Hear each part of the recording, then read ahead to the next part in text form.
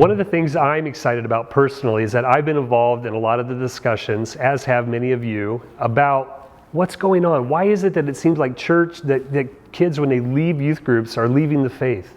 That they're dropping out of church, they may not even know what they believe and can't even articulate it very well. I think it started with the National Study of Youth and Religion, and it's carried over to research out of Sticky Faith and Orange and others that have followed, that have just said, hey, something's going on here. And it certainly seems like it is.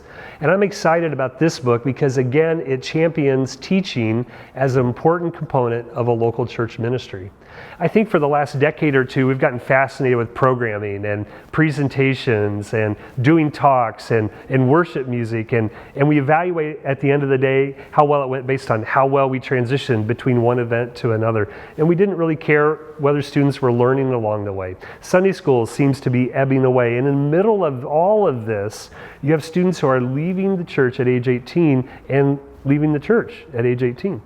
And so one of the things I think we need to do is to again champion what is our responsibility as teachers. If you read through the New Testament often, teaching is elevated as a value for early church leaders, elders, overseers. People ought to be able to teach. Paul certainly modeled a life of teaching.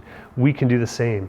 And so what if again we started to become experts at helping young people develop their faith, not just to have experiences, but to be able to think about what they believe, why they believe it, and be able to answer the questions that culture is throwing their way, and do so with a strong biblical foundation. And so that's what I think teaching the next generations does, is it elevates teaching again as an important component of the local church, of any ministry, whether you're in a mission field, a parachurch ministry, you're leading a small group, you're doing a sports ministry, to understand how people learn, how that intersects with their faith, and how that intersects with their future is super important for us to be effective if we're going to help these people transition out of the church into adulthood.